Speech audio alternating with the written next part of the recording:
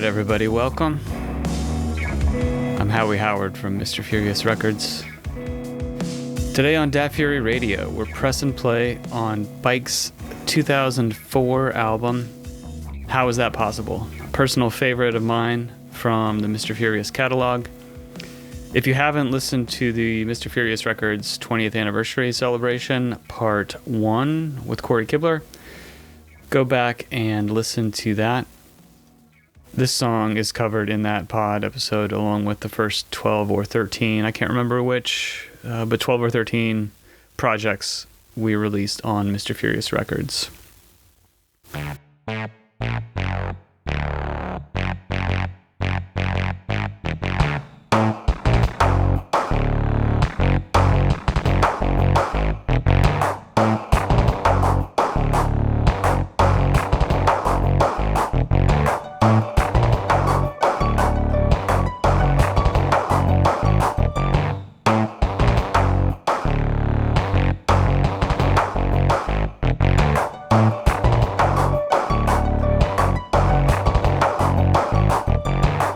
So Bike is a project of Nate Drivers. Nate's from California. He's a friend of Corey from Corey's time growing up in California. There is a history of Bike, part 1 and 2, that I'll link to in the show notes. Part 3 never got published. We kind of joked about that on a previous podcast.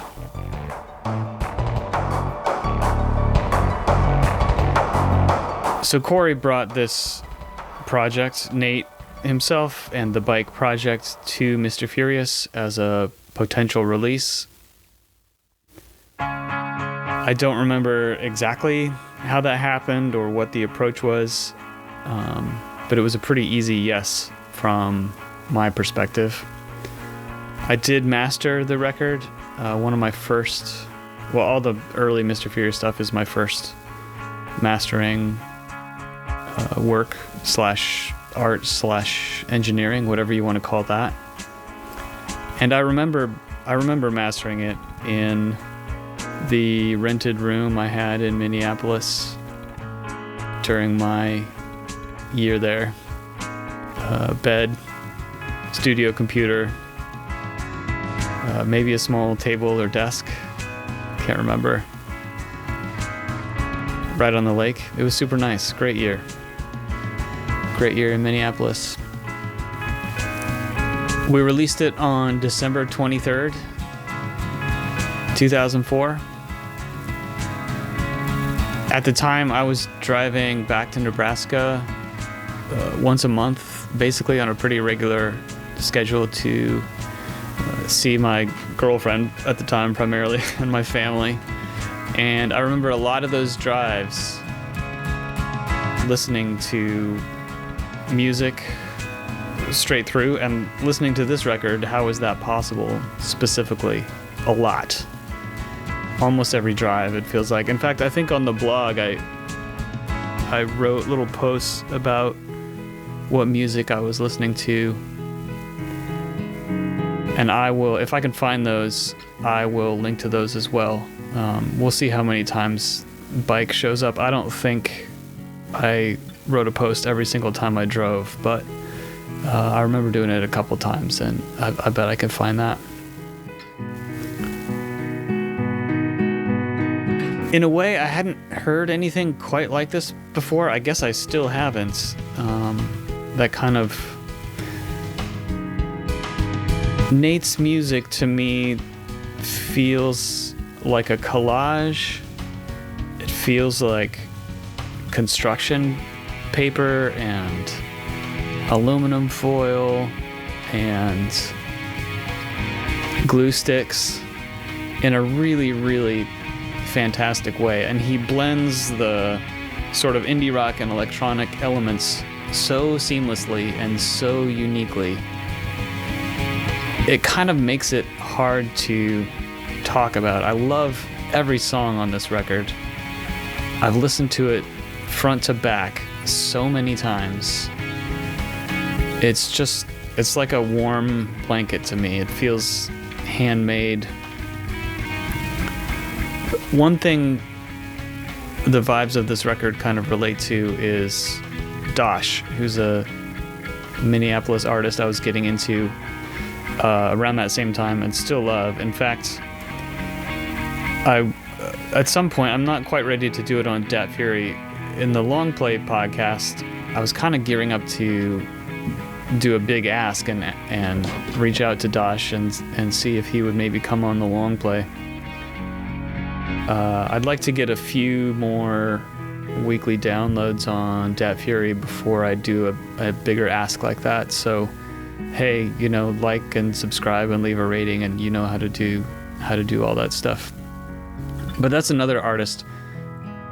Not too much like Bike in a way. I don't want to overstate the similarities, but the combination of electronic elements with a very human touch, lots of instrumental songs, some vocals, but mostly kind of sampled or highly processed. There is some overlap there, and those things were kind of happening to me at the same time in terms of my listening. You've heard it already at this point, but this album opens with just one of the craziest riffs ever on He Came to Steal Your Children. I think of it as some kind of wild, like, walk-up music for a baseball hitter or professional wrestling entrance music or something like that. Some weird alternate universe version of something like that, but it pumps me up so much, and it's such an odd introduction to the record because nothing else kind of has that energy, and that's okay. It totally fits. I don't know how it fits, but it absolutely works, and I love it. Maybe First is the only place that song could have gone in the sequencing.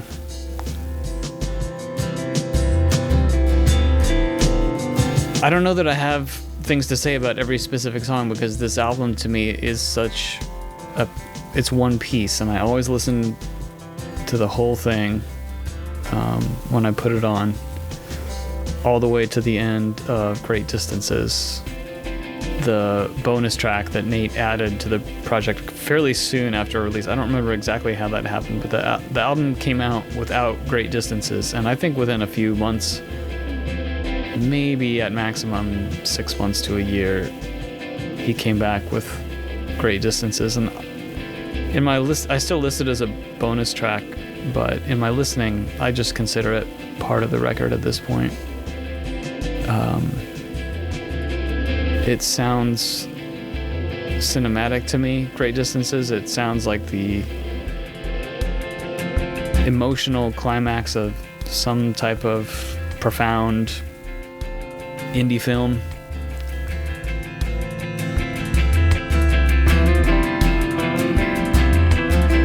For the pod today, I'm going to stop the music at track number 7, Pennies. That's the only place besides going all the way to the end that I could find that felt like a satisfying pause point. I'm going to do that because we have just put How Is That Possible on Bandcamp and the major streaming platforms. So if you'd like to hear the whole record, if you'd like to buy the record, you can buy it at mrfuriousrecords.bandcamp.com or just mrfuriousrecords.com and go to the music section. You can stream it on your major streaming platforms. I'll leave it up on the Internet Archive, which is where Mr. Furious published music for the first, 5 to 7 years. I'll have to look and see when we switched over to Bandcamp. I mean, Bandcamp didn't exist when we started Mr. Furious, so it wasn't an option. But the old stuff has been continuously available via the Internet Archive since 2004.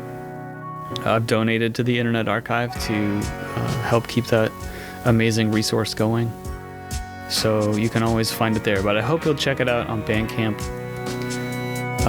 I hope you enjoy the rest of the music on this episode, and we'll tune in next week for another episode of Dat Fury Radio.